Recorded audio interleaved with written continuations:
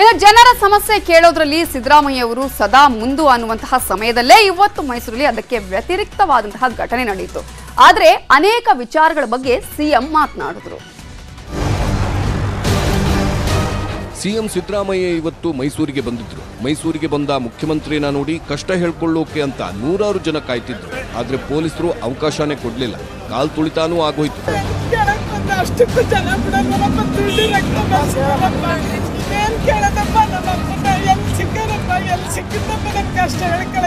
ಜನರ ಕಷ್ಟ ಕೇಳುವಷ್ಟು ಸಿಎಂ ಸಿದ್ದರಾಮಯ್ಯಗೆ ಪುರ್ಸೋತಿರ್ಲಿಲ್ಲ. ಯಾಕಂದ್ರೆ ಕರ್ನಾಟಕ ರಾಜ್ಯ ವಕೀಲರ ಪರಿಷತ್ ಆಯೋಜಿಸಿದ್ದ ರಾಜ್ಯ ಮಟ್ಟದ ವಕೀಲರ 10ನೇ ಸಮಾವೇಶದಲ್ಲಿ ಸಿಎಂ ಭಾಗಿಯಾದ್ರು. ಕಾರ್ಯಕ್ರಮ ಉದ್ಘಾಟಿಸಿ ಸನ್ಮಾನ ಸ್ವೀಕರಿಸಿ ಹೊರಟರು. ಇದೆಲ್ಲದರ ಮಧ್ಯೆ ಸಿದ್ದರಾಮಯ್ಯ ಹಲವು ವಿಚಾರಗಳ ಬಗ್ಗೆ ಮಾತಾಡಿದ್ರು. ಯುವ ನಿಧಿ ಯಾವಾಗ ಕೊಡ್ತೀರಾ? ಯುವ ನಿಧಿ ಮೋಸ್ಟ್ಲಿ ಡಿಸೆಂಬರ್ ಅಥವಾ ಜಾನ್ವರಿ. ಯಾಕಂದ್ರೆ ನಾವೇನು ಹೇಳಿದ್ದೀವಿ ನಮ್ಮ ಮ್ಯಾನಿಫೆಸ್ಟೋನಲ್ಲಿ ಅಂದರೆ ಗ್ರ್ಯಾಜುಯೇಟ್ಗಳಾದವರು, ಡಿಪ್ಲೊಮಾ ಹೋಲ್ಡರ್ಸ್ ಆದವರು 6 ತಿಂಗಳು ಕೆಲಸ ಸಿಗದೆ ಹೋದರೆ ಅವ್ರಿಗೆ ನಿರುದ್ಯೋಗಿ ಪದವೀಧರರಿಗೆ ಮತ್ತು ನಿರುದ್ಯೋಗಿ ಡಿಪ್ಲೊಮಾ ಹೋಲ್ಡರ್ಸಿಗೆ ತಿಂಗಳಿಗೆ 3,000 ರೂಪಾಯಿ ಕೊಡ್ತೀವಿ 2 ವರ್ಷದವರೆಗೆ ಅಂತ. ತಮಿಳುನಾಡಿನವರು ನೀರು ಬಿಡಿ ಅಂತಿದ್ದಾರೆ, ಬಿಡ್ತೀರಾ? ತಮಿಳುನಾಡವರು ತಗಾದೆ ತೆಗೆದಿದ್ದಾರೆ.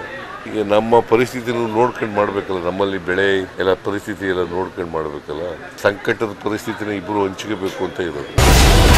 ಇವತ್ತು ನಿಮ್ಮ ಜನ್ಮದಿನ ಅಂತೆ, ಹೌದಾ? ನಾವು ಯಾವ ಊಟದ ಶುಭಾಶಯಗಳು ಮಾಡ್ಕೊಳ್ಳಲ್ಲಪ್ಪ.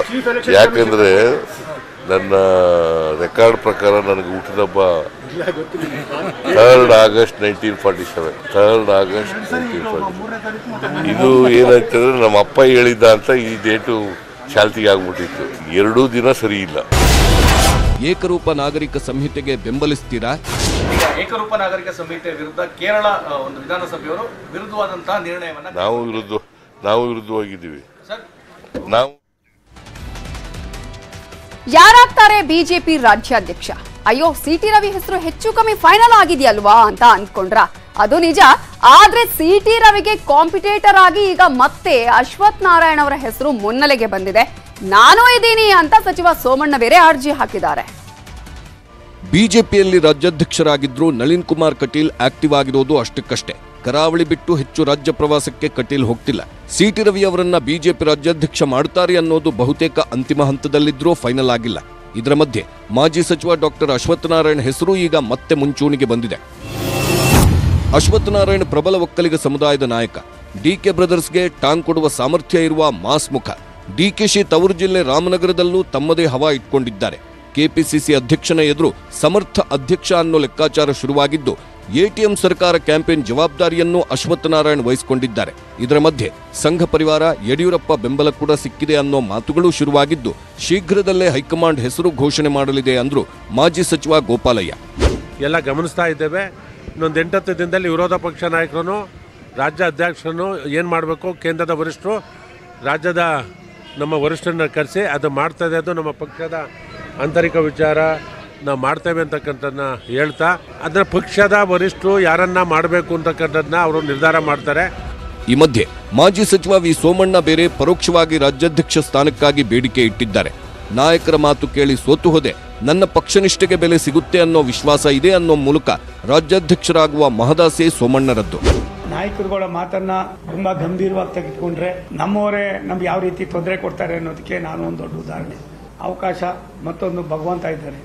ನಾನು ಮಾಡಿರೋ ಒಳ್ಳೆ ಕೆಲಸ ನನ್ನ ಹಿಂದೆ ಇದೆ, ನನ್ನ ನಡವಳಿಕೆ ಇದೆ.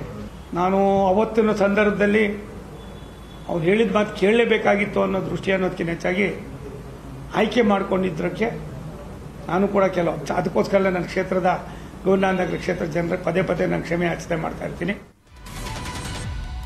ಯಾರಾಗ್ತಾರೆ ರಾಜ್ಯಾಧ್ಯಕ್ಷರು, ವಿಪಕ್ಷ ನಾಯಕರು ಅನ್ನುವಂತಹ ಪ್ರಶ್ನೆಗೆ ಉತ್ತರ ಬೇಗ ಸಿಗಬಹುದು ಅಂತ ಅನ್ಸುತ್ತೆ. ಆದ್ರೆ ಮತ್ತೊಂದು ಕಡೆ ಸ್ವಪಕ್ಷೀಯರಲ್ಲೇ ಒಂದಷ್ಟು ಕೊಲೆಯ ಆರೋಪ ಮಾಡ್ತಾ ಇರೋದನ್ನ ನಾವು ಗಮನಿಸ್ತಾ ಇದ್ದೀವಿ. ಅದು ಬಿಜೆಪಿಯಲ್ಲಿ. ಮೊನ್ನೆ ತಾನೇ ಮಾಜಿ ಸಚಿವ ಬಿಜೆಪಿ ಶಾಸಕ ಪ್ರಭು ಚೌಹಾಣ್ ಕೇಂದ್ರ ಸಚಿವ ಭಗವಂತ ಖೂಬಾ ನನ್ನ ಕೊಲೆಗೆ ಸುಪಾರಿ ಕೊಟ್ಟಿದ್ದಾರೆ ಅಂದ್ರು. ಇವತ್ತು ಪ್ರಭು ಚೌಹಾಣ್ ಮೇಲೇನೆ ಭಗವಂತ ಖೂಬಾ ಸಿಟ್ಟು ಹೊರ ಹಾಕಿದ್ದಾರೆ. ಅವರದ್ದು ದರ್ಪದ ವರ್ತನೆ, ಕಾರ್ಯಕರ್ತರನ್ನ ತುಳಿಯುವ ಕೆಲಸ ಮಾಡ್ತಾರೆ. ಕೆಲಸ ಮಾಡಿ ಅಂದಿದ್ದಕ್ಕೆ ನನ್ನ ಮೇಲೆ ಕೊಲೆ, ಸುಪಾರಿ, ಹತ್ಯೆಗೆ ಸ್ಕೆಚ್ ಅಂತೆಲ್ಲ ಮಾತಾಡಿದ್ದಾರೆ ಅಂತ ಭಗವಂತ ಖೂಬಾ ಗರಂ ಆದ್ರು. ಹೇಳಿದೆ ಪ್ರಭು ಚೌಹಾಣ್ ಅವರಿಗೆ, ಇಲ್ಲ ಮುಂಬರುವಂಥ ಚುನಾವಣೆಯಲ್ಲಿ ನಾನು ಏನು ಮಾಡಬೇಕು, ಅಸಮಾಧಾನಿತ ಕಾರ್ಯಕರ್ತರನ್ನೆಲ್ಲ ಸಮಾಧಾನ ನಾವಿಬ್ಬರು ಸೇರ್ಕೊಂಡು ಮಾಡೋಣ, ಅಂದರೆ ಇವತ್ತು CT ರವಿ ಅವರು, ರವಿಕುಮಾರ್ ಅವರು ಸಾಕ್ಷಿ ಇದ್ದಾರೆ. ಅವ್ರ ಎದುರುಗಡೆ ನೀವು ನನ್ನ ಕ್ಷೇತ್ರಕ್ಕೆ ಬರ್ಲಿಕ್ಕೆ ಹೋಗಬೇಡಿ, ನಾನು ಮಂತ್ರಿ ಇದ್ದೀನಿ, ನಾನು ಗೆದ್ದು ಬರ್ತೀನಿ ಅಂದಾಗ ನಾನು ಅಗೊತ್ತೇ ಅವ್ರಿಗೆ ಶುಭವನ್ನು ಕೋರಿದ್ದೀನಿ. ಹೀಗಾಗಿ ಇವತ್ತಿನ ನಿಮ್ಮ ಮಾತುಗಳಿಗೆ ನಮ್ಮ ಇಬ್ಬರು ಪಕ್ಷದ ಮುಖಂಡರು ಸಾಕ್ಷಿ ಇದ್ದಾರೆ. ಇದಕ್ಕಿಂತ ಜಾಸ್ತಿನೇ ಹೇಳುವಂಥ ಅವಶ್ಯಕತೆ ಇಲ್ಲ.